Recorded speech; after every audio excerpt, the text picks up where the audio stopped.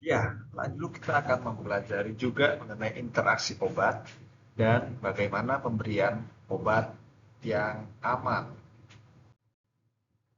Tujuan pembelajarannya ada 4. Kita mulai dengan definisi. Interaksi obat adalah efek perubahan respon obat akibat kombinasi dengan obat lain atau dengan makanan atau pada kondisi pasien tertentu. Ini adalah definisi interaksi obat. Contoh interaksi obat. Ini obat dengan obat. Contohnya warfarin buat mengejar darah dengan aspirin. Itu karena dua-duanya sifatnya seperti ini, dia akan meningkat risiko perdarahan. Obat dengan makanan. Contohnya obat statin, obat anti kolesterol dengan jus jeruk ternyata menyebabkan peningkatan toksisitas dari statin. Obat dengan penyakit, contohnya NSAID pada pasien gagal ginjal, maka terjadi penurunan fungsi ginjal karena efek samping dari uh, NSAID menyebabkan penurunan fungsi ginjal. Jadi ada 3, obat dengan obat, obat dengan makanan, obat pada penyakit tertentu. Mekanisme interaksi obat melibatkan kemungkinan 2 hal. Yang pertama adalah secara farmakokinetik. Kita tahu bahwa farmakokinetik terkait dengan apa yang terjadi dengan obat. Perubahan absorpsi, penyerapan obat, perubahan pada distribusi, metabolisme, dan ekskresi. Misalnya penghambatan oleh enzim CYP450. Sedangkan mekanisme interaksi obat secara farmakodinamik ini bisa sinergis, efeknya menambah, atau berlawanan antagonis sehingga efeknya berkurang. Ada 7 prinsip pemberian obat yang aman dan ini rasanya kita semua harus menguasainya secara luar kepala. Pertama, benar pasien. Jadi ada obat yang disediakan untuk orang tertentu dengan indikasi tertentu harus tepat orangnya, tidak boleh salah orang. Kemudian obat yang akan diberikan harus benar, right drug. Setelah pasien obatnya. Obat yang benar, dosisnya juga harus tepat, tidak boleh salah. Kalau pakai kilogram berat badan, pakai kilogram berat badan. Kalau pakai umur, pakai umur. Kalau pakai berat badan ideal, pakai berat badan ideal, dan seterusnya. Ini harus benar. Kemudian rutenya, ini juga hati-hati. Ada yang diberikan oral, ada yang diberikan sublingual, bawah lidah, ada yang dari intravena. Tentu akan berbeda terkait dengan dosis dan tadi obatnya juga. Kemudian rute sudah benar, jangan lupa waktunya. Kadang-kadang kita lupa waktu itu bukan sekedar 3 kali sehari atau 2 kali sehari, tapi berapa jam sehingga efek benar efek obatnya tidak terganggu. Setelah ini semua dilakukan, jangan lupa harus benar juga dokumentasinya supaya ada data pada untuk berikutnya, pemberian obat berikutnya. Kemudian edukasi ini juga bagian yang perlu ditambahkan, yaitu benar edukasi artinya sebagai seorang perawat kita harus memahami prinsip dan obat aman, tapi tahu obatnya, tahu dosis, tahu rute, tahu waktu, dan bisa memberikan edukasi. Kita mulai satu-satu. Benar pasien. Artinya apa? Kita harus verifikasi identitas. Selalu identifikasi pasien dengan benar sebelum memberikan obat. Jangan lupa, kadang-kadang nama sama atau wajahnya bisa sama, tapi kita harus tetap bisa membedakan. Gunakan minimal 2 cara identifikasi. Misalnya nama lengkap dan tanggal lahir dan gelang identifikasi. Jadi harus ada beberapa. Kadang-kadang namanya sama, tapi tanggal lahirnya beda mungkin. Atau namanya sama, tapi beda nomor medical record-nya. Kemudian kita harus menanyakan nama pasien, konfirmasi secara langsung. Jangan kata orang sebelahnya, kecuali pasiennya tidak bisa berkomunikasi. Cocokkan dengan catatan. Pada label obat, catatan medis sesuai semuanya. Ya. Setelah pasiennya benar obatnya, baca label obat dengan seksama. Minimal cek 3 kali saat mengambil obat. Jangan hanya sekilas melihat, karena kadang penglihatan pertama dan kedua berbeda. Ya, dan ini setiap kali kita mau menyiapkan, menuangkan atau memberikan kepada pasien. Jadi 3 fase pada saat ambil, oke, ini obat A, kemudian kita mau dituangkan atau disiapkan, kita Kita lihat lagi, ya benar obat A. Sebelum diberikan pastikan lagi ini obat A. Ya. Kemudian pastikan isinya apa, nama generik atau nama dagang. Perhatikan dua-duanya. Kalau pasien menerima obat dengan nama yang berbeda di rumah, jangan sampai nanti sama kita berikan 2 kali. Terus cek juga tanggal kadaluarsanya. Hati-hati ya, kadang-kadang ada obat yang kita kelewatan dan sudah kadaluarsa. Dan kenali bentuknya. Pastikan sediaannya itu bentuk tablet, kapsul, cairan injeksi sesuai dengan ordernya apa. Setelah pasien obat, kita harus tahu juga dan benarkan dosisnya. Verifikasi order dokter, pastikan dosisnya itu benar. Jangan ragu kalau ada jangan lakukan kalau ada apa untuk klarifikasi harus dipastikan. Misalkan kita nggak bisa baca ini 20 mg apa 20 mikrogram, kita klarifikasi tanyakan.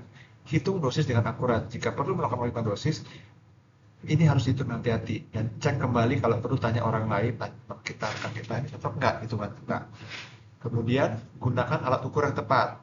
Jadi kalau suntik benar-benar yang ada, jangan kira-kira. Gelas ukur atau alat lain yang sesuai dengan untuk mengukur dosisnya.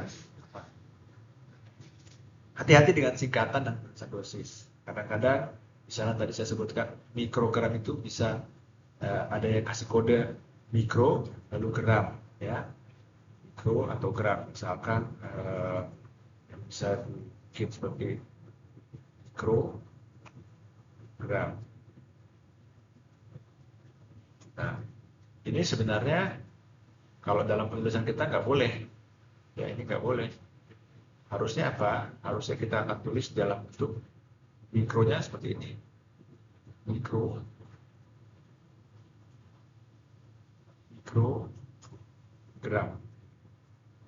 supaya bisa membedakan dengan miligram. Ya, begini caranya. Oke, jadi harus penulisannya hati-hati, singkatan-singkatan juga jangan sembarangan. Oke, rute pemberian juga pastikan benar. Misalnya oral intravena jangan ketukar-tukar, ya, jangan nanti ada yang lewat anus dimasukin lewat vagina, ada yang lewat oral dimasukin lewat anus dan sebaliknya. Jadi jangan, harus tahu betul persis ya, karena beda dosis bisa beda rute bisa beda dosisnya.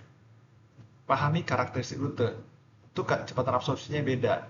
Kalau mau cepat tentu sublingual atau ini jadi beda. Kita harus tahu kalau diminum biasa agak lama, intravena kadang-kadang lebih cepat.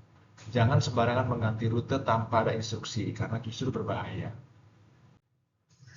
Kemudian, waktu pemberian, ya. Ikuti jadwal, jangan, aduh kelupaan, nggak bisa gitu. Kita masukin aja lah rentetan, yang penting kan sudah 4 kali. Salah, harus sesuai. Kalau ada apa-apa, kita harus lapor. Ya, perhatikan intervalnya. Jadi bukan 4 kali sehari, tapi jarak antara 1, kedua, ketiga, keempatnya harus pas. Ya, pertimbangan faktor. Kadang-kadang pasiennya mau diminum obatnya sebelum masa sudah makan, atau ada pada waktu pasien seperti apa, misalnya gitu ya. Dan jangan lupa didokumentasikan waktu pemberian. Dan berikutnya adalah benar dokumentasi. Catat semua informasi penting. Nama obat, dosis, rute, waktu pemberian, nama perawat yang memberikan juga ditulis kan jelas. Dan lu catat jangan lupa respon pasien. Pasiennya mual, pasiennya gatal, pasiennya sakit kepala, pasiennya kelayangan, pasiennya jadi ngantuk, dan seterusnya. Dan dokumentasikan juga kalau ada penolakan. Jika kadang-kadang ada pasien yang saya nggak mau minum obat ini, catat alasan dan dilaporkan, karena ini berpengaruh pada terapi selanjutnya. Nah, terakhir adalah benar memberikan informasi. Jadi harus kita memiliki pemahaman. Jadi kalian yang sudah dapat kuliah farmakologi untuk keperawatan harus bisa memberikan edukasi secara jelas pada pasien atau keluarga tentang obat, tujuan penggunaan, dosis, cara pemberian, efek samping, dan hal-hal lain. Dan harus bisa menjawab pertanyaan pasien. Tapi jawablah yang kalian tahu. Kalau tidak tahu, jangan jawab. Jangan kira-kira. Jangan menurut kalian. Dan jawab apa yang kalian tahu dengan jujur dan jelas. Dan pastikan bahwa pasien itu memahami apapun informasi yang sudah diberikan. Nah, masih ada beberapa faktor risiko kesalahan dengan obat yang kita sebut dengan look alike, sound alike atau LASA. Ini kelihatan seperti sama, tapi ini jelas berbeda. Yang di sini midazolam, yang di sini ketamin. Efeknya beda banget. Kadang-kadang ada namanya obat sulfas atropin, ada efedrin, ada tramadol, sama semua. Jadi harus hati-hati, kita harus betul-betul kalau perlu ditandai dengan label ini LASA ya. Kemudian kadang-kadang risiko yang lain adalah kurang komunikasi. Misalnya diberikan, kasih dulu obatnya paracetamol, tapi tidak disebut intravena atau oral. Karena diambillah yang gampang, yaitu oral. Padahal pasiennya nggak bisa minum. Nah, kayak gitu. Jadi harus komunikasi dengan jelas. Kemudian menghitung dosis, jangan juga hati-hati, jangan kira-kira, harus pasti dan benar. Ya, itu harus dibiasakan terampil dalam menghitung dosis dan dicatat hasilnya. Baik, kita akan lihat beberapa kasus. Yang pertama, kasus laki-laki 65 tahun, diabetes dan hipertensi. Dapat obatnya metformin, captopril, simvastatin, ibuprofen. Kita lihat, metformin ini obat diabetes, captopril adalah obat darah tinggi, simvastatin obat kolesterol, ibuprofen obat nyeri. Apa hasil gejalanya? Mual, lemas, dan hipoglikemi setelah satu ini. Kira-kira interaksi obat apa aja yang bisa terjadi dari obat-obatan? Ya, bagaimana mekanisme interaksi simvastatin dan ibuprofen? Langkah perbaikan apa yang dapat dilakukan oleh perawat dalam rangka mencegah atau mengatasi efek dari interaksi obat? Yang kedua, ada perawat yang memberikan amlodipin, obat hipertensi, 10 mg. Salah, dia harus 5 mg. Pasien mengalami hipotensi. Kira-kira penyebab kesalahannya apa?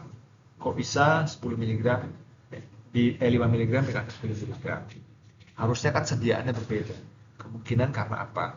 Bagaimana mencegah kejadian serupa dan apa tindakan yang harus dilakukan? Itu adalah bahan untuk interaksi obat. Semoga bermanfaat dan kalau kita akan diskusi, kita akan lanjutkan dengan diskusi pada lain waktu. Terima kasih.